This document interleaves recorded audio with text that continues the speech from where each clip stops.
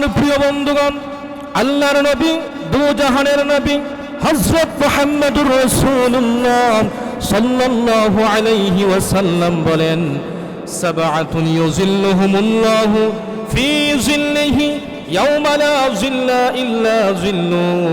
আমার নবী বলেন, কিয়ামতের কঠিন ময়দানে কোনো ছায়া থাকবে না, মাত্র আরশে আজিমের ছায়া ছাড়া কোনো ছায়া থাকবে না। বন্ধু, ওই ছায়ার মধ্যে 7 শ্রেণীর লোককে আল্লাহ রাব্বুল আলামিন ওই আরশের নিচে ছায়া দান করবেন। এর মধ্যে 1 নাম্বার হইল ইমামুন আদিল, ওই সমস্ত বিচারক যাদেরকে আল্লাহ রাব্বুল আলামিন সঠিক নেতৃত্ব দেওয়ার যেই মন মানসিকতা আল্লাহ তাদেরকে দিয়েছেন, এমন বিচারককে আল্লাহ পাক তাআলা আরশের নিচে ছায়া দান করবে। যেই সমস্ত বিচারকরা টাকার জন্য বিচারকে ওলটপালট করেনি, টাকার জন্য নিজের জন্য একরকম বিচার, অপরদের জন্য আরেক রকম বিচার যারা কোনোদিন করেননি, এমন সঠিক নেতৃত্ব যারা দিয়েছে, এমন নেতৃত্ববান ব্যক্তিকে আল্লাহ রাব্বুল আলামিন 1 নাম্বার আরশের নিচে ছায়া দান করবেন। 2 নাম্বার হইল ওয়াশাবুন নাশাআ ফি ইবাদাতিল্লাহ, ওই সমস্ত যুবক যারা যৌবনকালে আল্লাহর ইবাদত করেছে, যৌবনটাকে হেলায় হেলায় নষ্ট করেনি, যৌবনকে গুনার কাছে যারা ব্যয় করেনি, এমন আদর্শবান যুবকদেরকে আল্লাহ রাব্বুল আলামিন আরশের নিচে ছায়া দান করবে।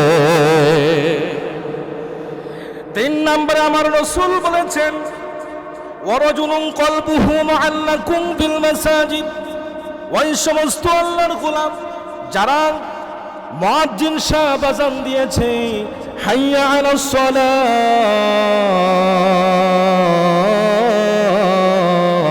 এসো নামাজের জন্য।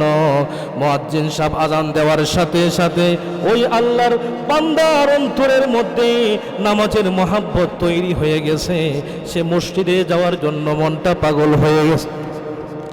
এমন মন মানসিকতা যাদের দিলটা সব সময় মসজিদের মধ্যে লেগে থাকে, এমন নেককার বান্দা যারা মসজিদে গিয়ে সুন্দরভাবে মসজিদটাকে ঝাড়ু দেয়, দেখে মসজিদের মধ্যে কোনো ময়লা আছে কিনা, এমন সুন্দরভাবে মসজিদকে পরিপাটি করে রাখে, ওই সমস্ত আল্লাহর বান্দাদেরকে আল্লাহ রাব্বুল আলামিন আরশের নিচে ছায়া দান করবেন। কন্যা সুবহানাল্লাহ।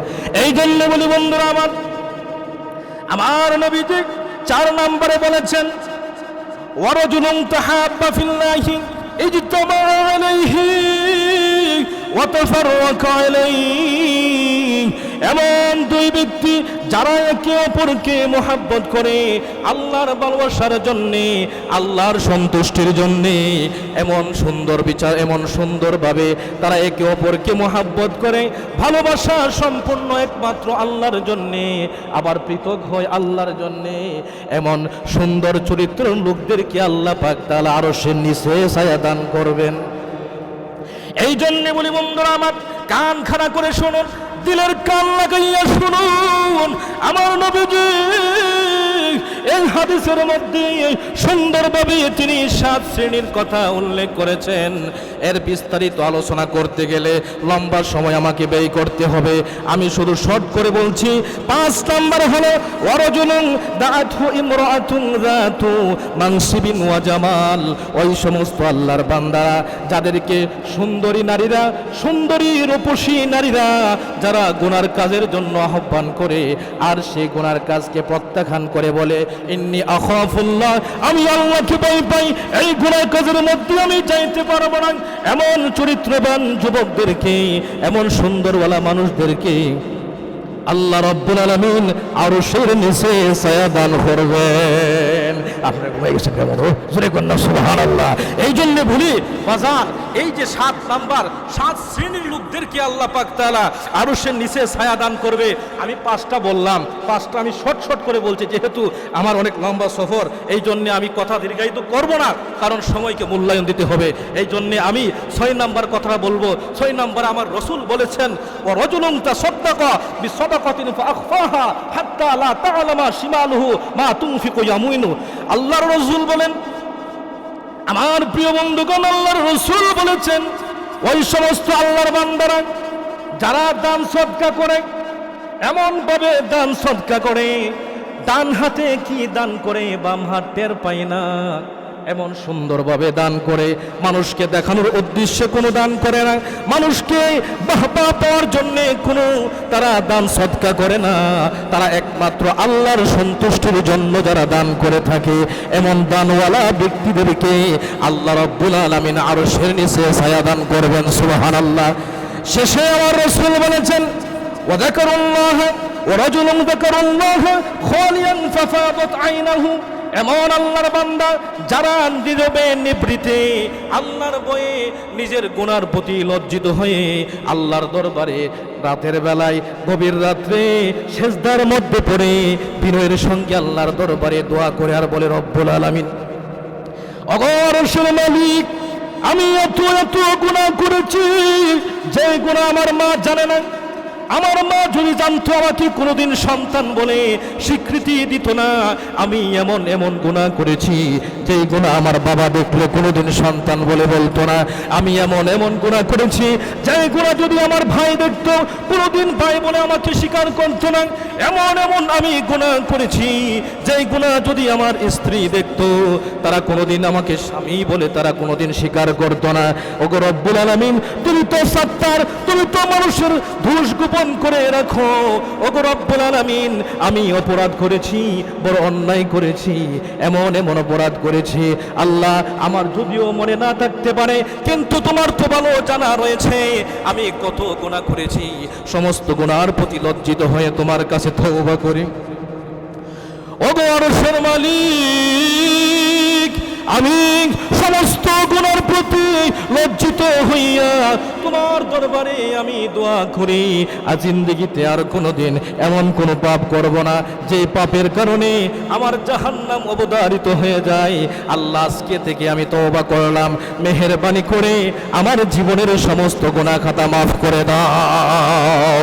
এইভাবে যদি চোখের পানি ফেলে যদি নিবৃতে নীরবে আপনি আমি যদি চোখের পানি ফেলে যদি কান্না করতে পারি, আল্লাহর রাসূল বলেন তার চোখের পানি নাকের ডগায় আসার আগেই আগেই আল্লাহ তার জিন্দেগির সমস্ত গুনাহ খাতা মাফ করে দেয়। সুবহানাল্লাহি ওয়া বিহামদি। এই জন্য বলি বাজান, এই জন্য আল্লাহর রাসূল বলেছেন, মান বাকা মিন খাশিয়াতিল্লাহি হারামাল্লাহু তিলকা আইনা আলান নার। যেই ব্যক্তি গুনার প্রতি লজ্জিত হয়ে চোখের পানি ফেলতে পারে, আল্লাহ রাব্বুল আলামিন তার জীবনের সমস্ত গুনাহ খাতা মাফ করে দিয়ে আল্লাহ তার জন্য জান্নাত অবধারিত করে দেয় এবং জাহান্নামের আগুন তার জন্য হারাম করে দেয়। জোরে কন্যা সুবহানাল্লাহ। আমার বন্ধুগণ, এই জন্য বলি 7 শ্রেণীর অন্তর্ভুক্ত আমাদের হওয়ার দরকার আছে, কারণ কিয়ামতের ময়দান বড় কঠিন ময়দান। ওই ময়দানের মধ্যে কেউ কাউকে পরিচয় দিবে না। আমার প্রিয় বন্ধুগণ, আল্লাহ রাব্বুল আলামিন কিয়ামতের কঠিন ময়দানে সূর্যটা ঠিক মাত্র আদাত উপরে নিয়ে আসবে। ওই সূর্যের প্রচন্ড তাপে মানুষের মাথার মগজগুলা বাতের মারের মতো টকবক টকবক করবে। মানুষের মাথার মগজগুলা বাতের নিয়ে টকবক টকবক করবে। ওই মগজগুলা কানের ছিদ্র দিয়ে বেয়ে বেয়ে পড়বে, নাকের ছিদ্র দিয়ে বেয়ে বেয়ে পড়বে, জিহ্বাটা বাহির হয়ে বুক পর্যন্ত চলে আসবে, কুকুরের মতো জিহ্বাটা ঝুলতে থাকবে। এমন কঠিন একটা মুহূর্ত আমাদের সামনে রয়েছে, এমন বিভীষিকাময় আমাদের সামনে রয়েছে। সূর্যের প্রচণ্ড তাপে মানুষগুলো বেগের মতো লাফাইতে থাকবে, মানুষের ঘামে টুটনি পর্যন্ত ঘাম চলে আসবে, ওই ঘামের একটা নদী হয়ে যাবে, ওই ঘামের মধ্যে তারা সাঁতরাইতে থাকবে, এমন ভাবে সাঁতরাইতে থাকবে। আহারে কত কষ্ট! দুনিয়াতে সামান্য রোদ উঠলে আমরা সহ্য করতে পারি না রে বন্ধু। আমার অঞ্চল তো বাটি অঞ্চল মিঠামইন, ওই মিঠামইন অঞ্চলের মধ্যে যখন আমি যাই, হাওর অঞ্চলের মধ্যে যখন ঘোরাফেরা করি, মাঝে মধ্যে প্রচণ্ড রৌদ্রের মধ্যে যখন যাই, তখন দেখি সূর্যের প্রচণ্ড তাপে মনে হয় মাথার তালুটা ফেটে যাবে, এমন কি এত পিপাসা মনে হয়। আহারে, এই মুহূর্তে যদি আমাকে এক গ্লাস শরবত কেউ দিতে পারতো, আমার কলিজাটা ঠান্ডা হয়ে যাইতো। বন্ধু, ওই কঠিন মুহূর্তে আল্লাহ রাব্বুল আলামিন এত সুন্দর এত পাওয়ারফুল সূর্যের ব্যবস্থা আল্লাহ করে দিবে, সূর্যের প্রচন্ড তাপে জমিনটা তামা হয়ে যাবে। তাহলে কত পাওয়ারফুল সূর্য হইতে পারে আমার বন্ধুগণ? এই দুনিয়াতে 9,30,00,000 মাইল উপরে সূর্য, ওই সূর্যের প্রচন্ড তাপ আমরা সহ্য করতে পারি না, কিন্তু মাত্র আদাত উপরে সূর্য থাকবে, ওই সূর্যের প্রচন্ড তাপে আহারে কত কষ্ট হবে আমি বলে শেষ করতে পারবো না। এ বন্ধু, একটা কান একটু লক্ষ্য করে শুনুন। আপনার সামনে যদি আমি 1 ঘন্টা রসমলাই সম্বন্ধে ওয়াজ করি, আপনাদেরকে আমি রসমলাই কত স্বাদ বুঝাইতে পারবো না। যতক্ষণ না পর্যন্ত রসমলাই আপনি না খাবেন ততক্ষণ পর্যন্ত বুঝতে পারবেন না এই রসমলাই যে কত মজাদার। তদ্রূপভাবে জাহান্নামের সেই কঠিন দৃশ্য আমি সারাদিন ওয়াজ করলে, সারা রাত যদি আমি ওয়াজ করি, আপনাদেরকে আমি ধারণা দিতে পারবো না যতক্ষণ না পর্যন্ত ওই আযাবের সম্মুখীন আমরা যতক্ষণ পর্যন্ত না হয়েছি। এই জন্য আল্লাহর কাছে দোয়া করি, হে রাব্বুল আলামিন, তুমি আমাদের সবাইকে ওই কঠিন মুসিবত থেকে আমাদের সবাইকে তুমি হেফাজত করো। তুমি ছাড়া আমাদের কেউ আর বাঁচাইবার মতো নাই, কারণ ওই দিন সমস্ত পয়গম্বররা পর্যন্ত থরথর থরথর করে কাঁপতে থাকবে রে বন্ধু। একমাত্র আমার নবী, আপনার নবী, দু জাহানের নবী হযরত মুহাম্মদুর রাসূলুল্লাহ সাল্লাল্লাহু আলাইহি ওয়াসাল্লাম, তিনি শুধু উম্মতের জন্য বলবে, ইয়া হাবলি উম্মতি, ইয়া হাবলি উম্মতি। ওগো আল্লাহ পাক তাআলা, তুমি আমার উম্মতকে মুক্তি দান করো, আমার উম্মত আজ না জানি কি হয়ে যায়। সমস্ত পয়গম্বররা আফসোস করবে আর বলবে, আজকে না জানি আমার কি হয়ে যায়। একমাত্র আমার নবী, আপনার নবী, দু জাহানের নবী হযরত মুহাম্মদুর রাসূলুল্লাহ সাল্লাল্লাহু আলাইহি ওয়াসাল্লাম, তিনি শুধু উম্মতের জন্য বলবে, আমার উম্মতের না জানি কি হয়ে যায়। এই জন্য বলি বাজান, আজকে সেই নবীকে ছেড়ে দিয়ে আমরা বিভিন্ন আদর্শ আমরা লালন পালন করতেছি। আজকে মেসির আদর্শ আমরা লালন পালন করি, আজকে আমরা নেইমারের আদর্শ আমরা লালন পালন করি, অথচ যেই নবী উম্মতের জন্য এত কষ্ট করেছে, এত দুঃখ সহ্য করেছে, জীবনে কোনোদিন তিনি আরাম করেন নাই, একমাত্র উম্মতের জন্য, এই উম্মতকে মুক্তি দেওয়ার জন্যই নিজে আরামায়েশ ত্যাগ করে উম্মতের ফিকিরে রাতকে দিন করেছে, দিনকে রাত করেছে, খেয়ে না খেয়ে দিনের দাওয়াত দিয়েছে। এই জন্য বলি, আল্লাহর নবী এত কষ্ট করেছে উম্মতের জন্য, আজকে কেমন উম্মত আমরা হয়ে গেলাম, সেই নবীর আশিক বলে দাবি করি, অথচ নবীর সুন্নাহ, নবীর সেই দাড়িটা রাখতে পারি না, নবীর জন্য টুপিটা মাথায় দিতে পারি না, নবীর জন্য জুব্বাটা গায়ে দিতে পারি না, নবীর জন্য নামাজ পড়তে পারি না। এই জন্য বলি বাজান, লক্ষ্য করে শুনুন, আল্লাহর নবী ডাক দিয়া বলেন, উম্মত আমার, এই জন্য তোমাদেরকে আমি বলে যাই, ওই কঠিন মুহূর্তে একমাত্র আমি ছাড়া কেউ তোমাদেরকে সাহায্য করার মতো সাহস তারা করতে পারবে না। কারণ ওই দিন হযরত আদম আলাইহিস সালাম থেকে নিয়ে হযরত ঈসা আলাইহিস সালাম পর্যন্ত সমস্ত পয়গম্বররা থরথর করে কাঁপবে। সমস্ত মানুষ যখন হযরত আদম আলাইহিস সালামের কাছে যাবে, যাওয়ার পরে আদম আলাইহিস সালাম ডাক দিয়ে বলবে, আরে মানুষ, আজকে আমার দ্বারা আসলে কোনো কাজে আসবে না, আজকে তোমাদের জন্য আমি কোনো কিছু করতে পারবো না রে আমার বান্দা, আমার সন্তানেরা, আমার সন্তানেরা, আজকে আমার নিজেকে নিয়ে আমি বড় টেনশনের মধ্যে আছি, না জানি আল্লাহ রাব্বুল আলামিন আজকে আমার সঙ্গে কি আচরণ করেন। তোমরা চলে যাও হযরত নূহ আলাইহিস সালামের কাছে। সমস্ত মানুষ যখন নূহ আলাইহিস সালামের কাছে যাবে, সমস্ত মানুষেরা যাওয়ার পরে নূহ আলাইহিস সালাম ডাক দিয়ে বলবে, আরে মানুষ, আজকে আমার দ্বারা আসলে কোনো কাজে আসবে না, কারণ আমি বড় টেনশনের মধ্যে আছি, আমার সন্তান কিনান সে আমার দেওয়া সে জীবন ব্যবস্থা, আমি যে আল্লাহর হুকুম আমি তার কানে পৌঁছাইছিলাম, কিন্তু সে আমার হুকুম আল্লাহর হুকুম সে মানতে পারে নাই। আমি তাকে অত সুন্দরভাবে বুঝাইছি, কিন্তু সে আমার কথা কর্ণপাত করেনি, সে ইসলাম ধর্ম গ্রহণ করেনি, এক আল্লাহ বিশ্বাস সে করেনি। যখন প্লাবন দিলেন আল্লাহ পাক তাআলা, মহাপ্লাবন দিয়ে যখন সমস্ত মানুষকে ধ্বংস করে দেওয়ার জন্য তিনি প্ল্যান করলেন, তখন আমার সন্তান আমাকে বলেছিল, আব্বা আমাকে বাঁচাও। আমার সন্তানের মহব্বতে আমি শুধু হাতটা বাড়াইছিলাম, আমার হাতটা বাড়ানোর সাথে সাথে আল্লাহ রাব্বুল আলামিন বলেন, তোর সন্তান আমার দিন মানেনি, আমার দেওয়া সেই জীবন ব্যবস্থা সে গ্রহণ করেনি, তুই কেন হাত বাড়ালি? আরেকবার যদি তুই হাত বাড়াস, তোর নবুয়তের দফতর থেকে আমি তোর নামটা কেটে ফেলবো। আমি বড় টেনশনের মধ্যে আছি, আজকে না জানি আল্লাহ রাব্বুল আলামিন আমার সঙ্গে কি আচরণ করে। এই জন্য বলি বন্ধুরা আমার, এই দুনিয়াতে যত আমল যে করবে সমস্ত আমলের বদলা হাসরের ময়দানে পাবে, কেউ কারো জন্য কোনো উপকারে আসবে না। একমাত্র আমার নবী, আপনার নবী, দু জাহানের নবী হযরত মুহাম্মদুর রাসূলুল্লাহ সাল্লাল্লাহু আলাইহি ওয়াসাল্লাম, তিনি একমাত্র আমাদের জন্য আল্লাহর পক্ষ থেকে সুপারিশ করার সাহস পাবেন। গণ্য সুবহানাল্লাহ। এই জন্য বলি বন্ধুরা আমার, কান খাড়া করে শুনুন, সমস্ত মানুষ যখন চলে যাবে হযরত ইব্রাহিম আলাইহিস সালামের কাছে, হযরত ইব্রাহিম আলাইহিস সালাম বলবে, আমার দ্বারা সম্ভব নয়, কারণ হলো আমি বলেছিলাম ইন্নী আনা সাকিম, আমি অসুস্থ। আসলে তিনি অসুস্থ ছিলেন না, তিনি ছিলেন সুস্থ। তাহলে কি ইব্রাহিম আলাইহিস সালাম মিথ্যা কথা বলছেন নাকি? নাউজুবিল্লাহ। কোনদিন কোন নবী মিথ্যা কথা বলতে পারে না রে বন্ধু। তিনি শুধু বলেছিলেন আনা সাকিম, আমি অসুস্থ। কারণ কি ভাই, মন দিয়ে শুনতে হবে, সুস্থতা এবং অসুস্থতা হলো দুই প্রকার। একটা হইল মানসিক সুস্থতা, আরেকটা হইল শারীরিক সুস্থতা। আমার বন্ধুগণ, হযরত ইব্রাহিম আলাইহিস সালাম মানসিকভাবে তিনি অসুস্থ ছিলেন। তার আব্বা মূর্তি বেচার জন্য তাকে অর্ডার করেছিলেন, এ বাজান ইব্রাহিম, যাও মূর্তি নিয়ে বাজারের মধ্যে যাও, ওই মূর্তিগুলা বিক্রি করে আসো। আমার বাবা যখন মূর্তি বিক্রি করার কথা বললেন, তখন আমি মানসিকভাবে অসুস্থ হয়ে পড়েছিলাম। এই জন্য আমি বলেছিলাম আমি অসুস্থ।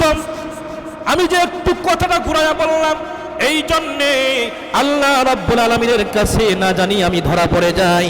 এই জন্যে আজকে আমি কোনো কিছু বলতে পারবো না আমার বন্ধুগণ। এই জন্যে বলি, কান খাড়া করে শুনতে হবে।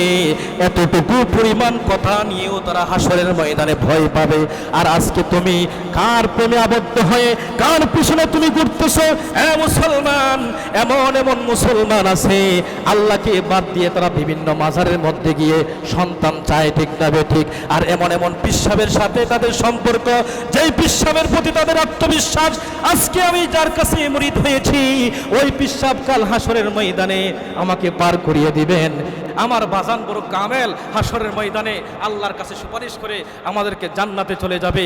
আমার বন্ধুগণ, দেখবেন কাল হাসরের ময়দানে পিশাবে দৌড়তেছে একদিক দিয়া, ফেরেশতারা বাইরে আইতাছে আরেক দিক। পিশাব বাইরেতেছে, পিশাবরে বাইরে দেখবেন দৌড়াইতেছে, পিশাব শেষা দৌড়তেছে। মুরিদের কি খবর রাখতো, এর নিজের তো খবর নাই। এই জন্য বলি, এইসব দামদামি বাদ দিয়া একমাত্র আল্লাহ এবং আল্লাহর রসুলের আদর্শ মোতাবেক জীবনকে লালন পালন করেন, তাহলে ইহকালও শান্তি পাবেন, পরকালও মুক্তির ব্যবস্থা থাকবে ইনশাআল্লাহ। এই জন্য বলি, কান খাড়া করে শুনতে হবে মুসলমান, কষ্ট নেওয়া যাবে না। আমি কারো মনে কষ্ট দেওয়ার জন্য এসব কথা আমি বলতে আসিনি। আমি শুধু এসেছি মানুষ যেন আমার কথা শুনে তারা আমল করতে পারে, আর এই ওসিলা যেন আমিও আমল করতে পারি, এই জন্য আমি ওইসব কথা বলে থাকি বন্ধুরা। আরে বন্ধু, আল্লাহর নবী উম্মতের জন্য কত মায়া করেন, উম্মতের জন্য আমার নবী কত মায়া করেছেন, উম্মতের জন্য আমার নবী দিনের দাওয়াত কত কষ্ট করে দিয়েছেন। আমার বন্ধুগণ, একদিন আল্লাহর রাসূল সাল্লাল্লাহু আলাইহি ওয়াসাল্লাম দিনের দাওয়াত দিয়ে পথের মধ্যে যাইতেছিল। এমন সময় হঠাৎ করে তার মনে চিন্তা হলো, আমার কলিজার টুকরা হযরত ফাতেমা রাদিয়াল্লাহু তাআলা আনহাকে কতদিন হলো দেখি না। আমার কলিজার টুকরা ফাতেমা তোমাকে আমি একটা নজর না দেখলে আমার কলিজাটা শুকিয়ে যায়, আজকে আমার মেয়েকে দেখবো এই চিন্তা করে বাজান আল্লাহর নবী তিনি রওনা করছেন তার কলিজার টুকরা হযরত ফাতেমা রাদিয়াল্লাহু তাআলা আনহাকে দেখার জন্য। যেই মাত্রখানি হযরত ফাতেমা রাদিয়াল্লাহু তাআলা আনহার ঘরের সামনে গিয়ে ডাকতেছেন, এ মা আমি এসেছি, তোমার আব্বা দরজাটা খুলো গো মা, কতদিন হলো তোমার ছাদ ভোগটা আমি দেখি না। কিন্তু আল্লাহর নবীর কথা শোনার পরে ভিতর থেকে কোনো শব্দ আসতেছে না। আমার নবী তখন আবার ডাকতেছেন, মাগো আমি কি অন্যায় করলাম, কি অপরাধ করলাম, কেন তুমি দরজা খুলতেছো না? এমন সময় ভিতর থেকে কান্না জড়িত কণ্ঠে ডাক দিলেন, এগো আব্বা তুমি যখন প্রথম ডাক দিয়েছো, তোমার প্রথম ডাক শোনা মাত্রই আমি পাগল হয়ে গেছি দরজাটা খোলার জন্যে, কিন্তু তোমার সামনে যে এসে দাঁড়াবো এমন দাঁড়ানোর মতো পর্যাপ্ত পরিমাণ কাপড় আমার গায়ের মধ্যে নাই। কেমন মহিলাই কথা বলছেন, চিন্তা করছেন ভাই? আমাদের দেশের ফাতেমা জুরিনার মতো নাকি? আমাদের দেশের ফাতেমা জুরিনার মতো না। তিনি হলেন যেই কথাটা আমার রাসূল বলেছেন, ও ফাতিমাতু সাইয়্যিদাতু নিসাই আহলিল জান্নাহ, তিনি হবে জান্নাতের সমস্ত মহিলাদের সর্দারনী। তিনি তার গায়ের মধ্যে পর্যাপ্ত পরিমাণ কাপড় না থাকার কারণে তার বাবার সামনে দেখা করতে পারতেছে না। আর আমাদের সমাজের মধ্যে যে সমস্ত মা বোনদের অসংখ্য অগণিত কাপড় রয়েছে, যার 30 সিট 20 সিট কাপড় রয়েছে, তারপরে তাদের শরীর দেখা যায়, তাদের আপত্তিকর জায়গাগুলা উন্মুক্তভাবে তারা রাস্তার মধ্যে চলাফেরা করে। মনে রাখতে হবে আমার মায়েরা বোনেরা, কাল কিয়ামতের ময়দানে আল্লাহর দরবারে তোমাদেরকে আসামির কাঠ গড়ায় দাঁড়াতে হবে। আল্লাহ বলবে, এই আমার বান্দি, তোকে তো আমি অনেক নিয়ামত দান করেছি, তোকে তো অসংখ্য কাপড় টাপড় আমি দিয়েছি, ওই কাপড় পাওয়ার পরেও তোর শরীর ডাকতে পারিসনি। আর আমার সেই বান্দি, আমার সালেহ বান্দি, যার জন্য আমি জান্নাতটা সুসজ্জিত করে রেখেছি, তাকে আমি দুনিয়াতে প্রেরণ করার পরে তাকে আমি পর্যাপ্ত পরিমাণ খাবারও দেই নাই, পর্যাপ্ত পরিমাণ কাপড়ও দেই নাই, তারপরও তার শরীরকেও দেখতে পারিনি। আর তোদেরকে খাবার দিয়েছি অফুরন্ত কাপড় তোদেরকে আমি দিয়েছি, অফুরন্ত কাপড় দেওয়ার পরেও তোরা আমার নাশকরিয়া করেছিস, আমার অবাধ্যতা প্রকাশ করেছিস। এই জন্য আয়, আজকে তোদের জন্য জাহান্নাম অবধারিত, জোরে কন্যা নাউজুবিল্লাহ। এই জন্য বলি বাজান, এই জন্য আমার সম্মানিত মায়েরা বোনেরা কান খাড়া করে শুনতে হবে, আল্লাহর রাসূল সাল্লাল্লাহু আলাইহি ওয়াসাল্লামকে ফলো করতে হবে এবং তার মেয়েদেরকে, তার স্ত্রীদেরকে আপনাদেরকে ফলো করতে হবে। আর যদি তাদেরকে ফলো না করেন, কাল হাসরের ময়দানে বড় কঠিন শাস্তির জন্য অপেক্ষার জন্য তৈরি হয়ে যান। এই জন্য বলি বাজার আমার কান খাড়া করে শুনতে হবে মুসলমান। আল্লাহর নবী, দু জাহানের নবী, যখন তার মেয়ের কণ্ঠে কথাটা শুনলেন, তার পর্যাপ্ত পরিমাণ কাপড় তার গায়ের মধ্যে নাই, সেই জন্য তিনি দেখা করতে পারছেন না। আমার বন্ধুগণ, সাথে সাথে আমার নবীর গায়ের মধ্যে বাড়তি একটা রুমাল ঝুলানো ছিল, ওই বাড়তি রুমালটা আমার নবী দরজার ফাঁকা দিয়ে বলছেন, মাগো আমি দরজার ফাঁকা দিয়া রুমালটা তোমাকে দিলাম, ওই রুমালটা তুমি ব্যবহার করে আমার সামনে তুমি চলে আসো। আল্লাহর নবীর দেওয়া সেই রুমালটা আল্লাহর নবীর কলিজার টুকরা হযরত ফাতেমা রাদিয়াল্লাহু তাআলা আনহা তিনি গায়ের মধ্যে দিয়ে যখন দরজাটা খুললেন, খোলার পরে আমার নবী সালাম দিয়ে তিনি ঘরের মধ্যে প্রবেশ করলেন। সুবহানাল্লাহ, নিজের মেয়েকে সালাম দিলেন, বড় কত আশ্চর্য বিষয়, ঠিক না বেঠিক? একজন পাওয়ারফুল নবী, আল্লাহর পরে যার স্থান, তিনি তার কন্যাকে সালাম দিয়ে প্রবেশ করলেন।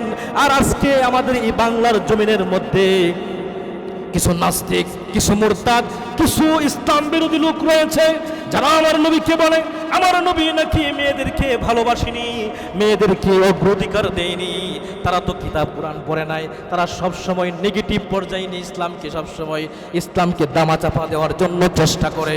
এই জন্যে তারা যদি কিতাব পড়তো, তারা যদি নবীর হাদিস পড়তো, বুঝতে পারতো আমার নবী মেয়েদেরকে কত ভালোবাসতেন। সুবহানাল্লাহ। বন্ধু, আমার নবী যখন সালাম দিয়ে তিনি ঘরে প্রবেশ করলেন, ঘরে প্রবেশ করার পরে আল্লাহর নবীর চোখ থেকে ছোট বাচ্চাদের মতো ধর ধর করে পানি পড়তে লাগলো। আমার নবী যখন চোখ থেকে অজস্র পানি পড়া শুরু হয়ে গেল, তার কলিজার টুকরা ডাক দিয়ে বলেন, আব্বাজান, আমার তো মনে হয় আব্বার মনে আমি কষ্ট দিয়ে ফেলেছি।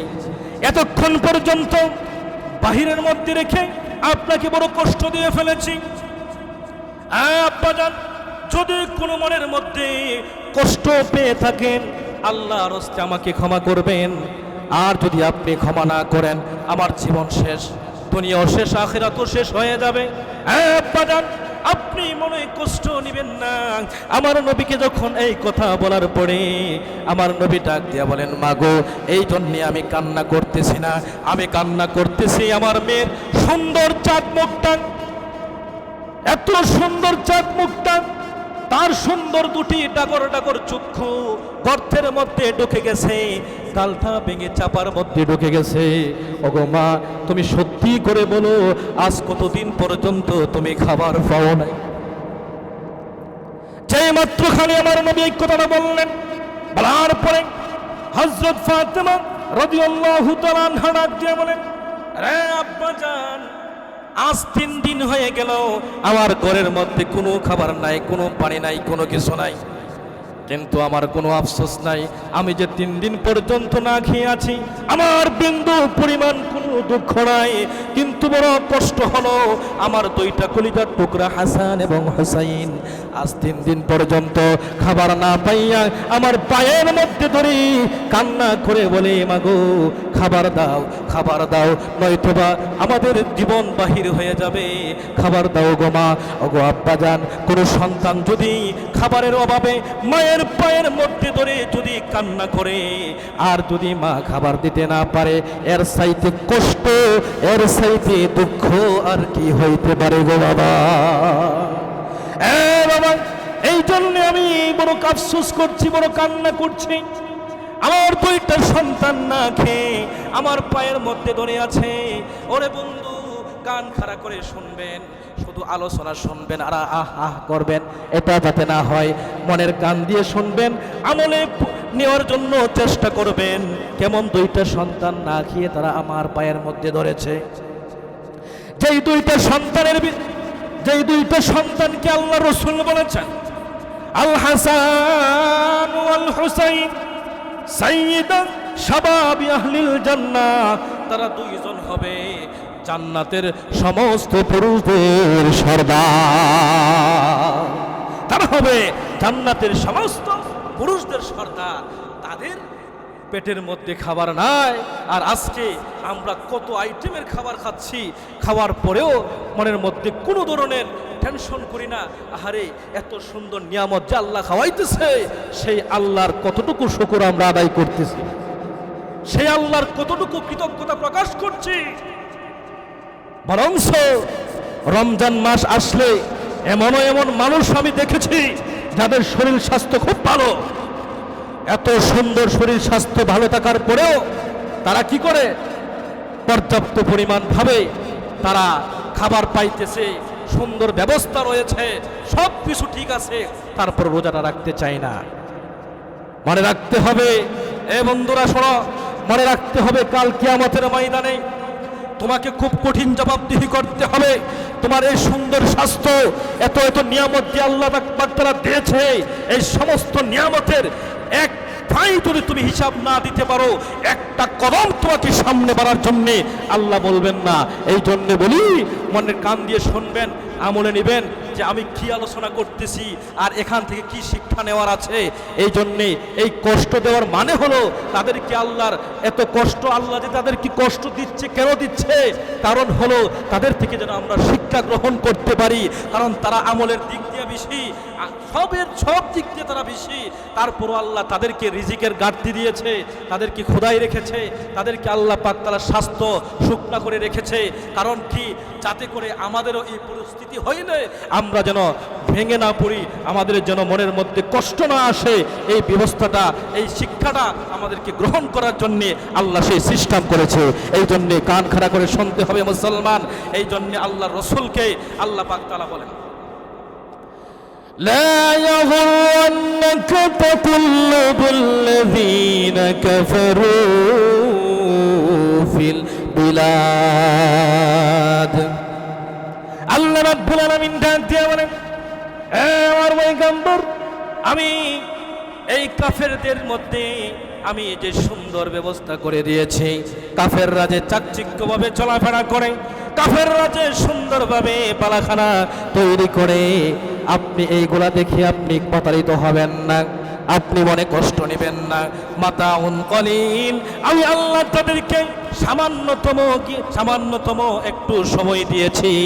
এই সময়ের মধ্যে তারা একটু আনন্দ ফুর্তি করবে, তারা সুন্দর বালাখানা তৈরি করবে, তারা দামি দামি গাড়ি ব্যবহার করবে, তারা মার্সিডিজ গাড়ি নিয়ে চলাফেরা করবে। এই সুন্দর অল্প সময় তাদেরকে আমি দান করেছি। তারপরে আল্লাহ রাব্বুল আলামিন বলেন, হুম্মা মাওয়াহুম জাহান্নাম, তারপরে আল্লাহ পাক তাআলা তাদেরকে জাহান্নামে নিক্ষেপ করবেন। ওই জাহান্নামের মধ্যে তারা কয়দিন থাকবেন? একদিন দুই দিন নয়, খালিদিনা ফিহা আবাদা, তারা চিরস্থায়ী ওই জাহান্নামের মধ্যে তারা পতিত হয়ে থাকবে। এই জন্য বলি, আল্লাহ রাব্বুল আলামিন এমন সুন্দরভাবে আল্লাহ রসুলকে সুন্দরভাবে বুঝাইয়া দিয়েছেন, আমাদেরকেও শিক্ষা গ্রহণ করা উচিত। আমরা যারা মুমিন রয়েছি, আমাদেরও কষ্ট হইতে পারে, আমরা হালাল রুজি উপার্জন করতে গেলে কষ্টের সম্মুখীন হইতে হয়। হ্যাঁ, সম্মুখীন হইতেই হবে। অনেক সময় দেখবেন নুন আনতে পান্তা পোড়ায়, কারণ হালাল রুজির মধ্যে অল্প হইলেও এর মধ্যে বরকত আছে। অনেক সময় কষ্ট হইলেও মনে করবেন এই হালালের মধ্যে অনেক স্বাদ আছে, ঠিক না ঠিক? সারাদিন পরিশ্রম করে আপনি যে টাকা কামাই করবেন, ওই কামাইয়ের মাধ্যমে যদি আপনি কাঁচামরিচ আর যদি পান্তা ভাত খান, তারপরও দেখবেন দিলের মধ্যে শান্তি পাবেন। আর যারা মাইরা দইরা মানুষের মাল আত্মসাৎ করে, মানুষের মালকে এদিক সেদিক করে কলমের খোঁচাই দিয়ে লক্ষ কোটি কোটি টাকা আত্মসাৎ করে সুইস ব্যাংকে জমা রেখে তারা আনন্দ উল্লাসে তারা সময় পার করছে, কিন্তু দেখবেন তাদের অন্তরের মধ্যে একটা সুরেট্টা ভাব আছে। তারা চিন্তা করে, না জানি মইরা যাই রে, মরলে তো উপায় নাই, না জানি কোন সময় মালাকুল মউত সামনে চলে আসে। এই জন্যে দেখবেন এই লোকগুলা মরণ থেকে বাঁচার জন্য খুব চেষ্টা করে, মরণ থেকে বাঁচার জন্য খুব চেষ্টা করে। আচ্ছা ভাই, মরণ থেকে বাঁচতে পারবে না। মরণ থেকে তুমি যতই চেষ্টা করো না কেন, মরণ থেকে বাঁচতে পারবে না। কবি বলেন, মরণ থেকে যদিও পালাও, মরণ তোমায় লইবে গিরি, যদিও সুদূর আকাশ পানে লুকাও সেটা লাগিয়ে সিঁড়ি। এই মহারোগের ঔষধ নাই, এই মহারোগের চিকিৎসা নাই, নাই সে ঔষধ জগতে, খুঁজিয়া কাতর হইলে কি হবে, পারিবে না তারে ফিরাতে। পারবো না তুমি ফিরাইতে, যতই চেষ্টা করো না কেন। আল্লাহ রাব্বুল আলামিন বলেন, বলবেনি? আল্লাহ রাব্বুল আলামিন বলেন, আইনামা তাকুনু ইয়াতি বিকুমুল্লাহু আইনামা তাকুনু ইউদরিকুমুল মাউতু ওয়ালাউ কুনতুম ফি বুরুজিম মুশাইয়াদা। আল্লাহ রাব্বুল আলামিন বলেন, আরে বান্দা বান্দিরা, মরণ থেকে যতই পালাও না কেন, মরণ তোমাকে ধরে ফেলবে। ঠিক সময় মরণ তোমাকে ধরে ফেলবে। তুমি যদি একটা প্রাচীরের মধ্যে যদি কাছের প্রাচীর বানিয়ে রাখো, যেখানে একটা মাছি ঢোকারও ক্ষমতা নাই, এমন সুন্দর বালাখানাও যদি তুমি বানাইয়া রাখো, কিন্তু মরণ যদি তোমার এসে যায়, ওই জায়গার মধ্যে মরণ তোমাকে ধরে ফেলবে। একটা সেকেন্ড হইতে সেদিক হবে না। এর নাম হইল ঈমান। হে মুসলমান, এর নাম হইল ঈমান। এই বিশ্বাস যদি অন্তরে থাকে রে ভাই, তাহলে আর দুনিয়া করার সময় আমাদের থাকতো না। সব সময় কবরের চিন্তায়, মরণের চিন্তায় অস্থির হয়ে থাকতাম, কখন দুনিয়াদারি। হ্যাঁ, এই জন্য আল্লাহর বলিরা তারা শুধুমাত্র তুই এক মুঠো ভাত পাইতে গিয়ে যতটুকু পরিশ্রম করার দরকার অতটুকু করে বাকি সময় আল্লাহর রাস্তায় আল্লাহকে সময় দিত। এই জন্যে তারা দেহে শান্তি পেত। কবরে শুইতে গেলে শোয়ার সাথে সাথে আল্লাহ তাদেরকে জান্নাতের বিছানা বিছায়া দিত। কন্যা সুবহানাল্লাহ। এই জন্যে বলি, আমি যে কথাটা বলতেছিলাম, আল্লাহর নবীর সেই কলিজার টুকরা ফাতেমা যখন বলল, আরে বাবা, আমার দুইটা সন্তান খাবার না পাইয়া এইভাবে পায়ের মধ্যে ধরে কান্না করেছিল। আল্লাহর নবী তখন ডাক দিয়া বলেন, মাগো আমার দুইটা কলিজার টুকরা নাতি কোথায়? আল্লাহ নবীর কণ্ঠ শোনার সাথে সাথে হযরত হাসান হুসাইন তারা দৌড়াইয়া এসে আল্লাহর নবীর সামনে উপস্থিত হয়ে গেছে।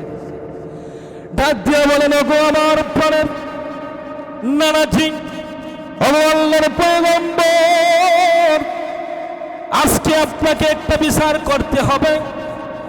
বড় পারবানি বিচারটা করতে। আমার নবী তখন ডাক দিয়ে বলেন, নাতিরে কি এমন বিচার বলো তো দেখি। বলতেছেন, নানাজি তোমার মেয়ে আজ 3 দিন পর্যন্ত খাবার আমাদেরকে দেন নাই কেন? 3 দিন খাবার না দিয়ে কষ্ট করেছে। নানাজি তুমি বলো কেন খাবার দেয় নাই? এই বিচারটা তোমাকে করতে হবে। যে মাত্র খালি হাসান হুসাইন তারা আল্লাহর নবীকে এই বিষয়টা বললেন, বলার সাথে সাথে আমার নবী তখন ডাক দিয়ে বলেন, নাতিরে এই বিচার আমি করতে পারবো না। এমন সময় নাতিরা ডাক দিয়ে বলেন, ও বুঝছি তোমার মেয়ে বিদায়, এই জন্য বিচার করতে পারবে না। আল্লাহর নবী তখন ডাক দিয়ে বলেন, নানাজি এই কথা তোমরা কোনোদিন বলবা না। আমি হইলাম শ্রেষ্ঠ ইনসাফকার। আমি বিচার করতে আমার কোনো মেয়ে দেখি না, আমার কোনো নাতিকে দেখি না, আমার কোনো সন্তান, আমার কোনো আওলাদকে আমি দেখি না, করার চেষ্টা করি। ওরে নানাজি কি জন্য বললাম এই বিচার আমি করতে পারবো না, এর হাকিকত জানোনি? নানাজি তোমরা 3 দিন পর্যন্ত খাবার না পাইয়া আমার কাছে নালিশ করেছো। তাকাইয়া দেখো, তাকাইয়া দেখো, 7 দিন পর্যন্ত খাবার পাই নাই। 7 দিন পর্যন্ত খাবার না পাইয়া আমার পেটের মধ্যে 7টা পাথর বাঁধছি। কন্যা সুবহানাল্লাহ।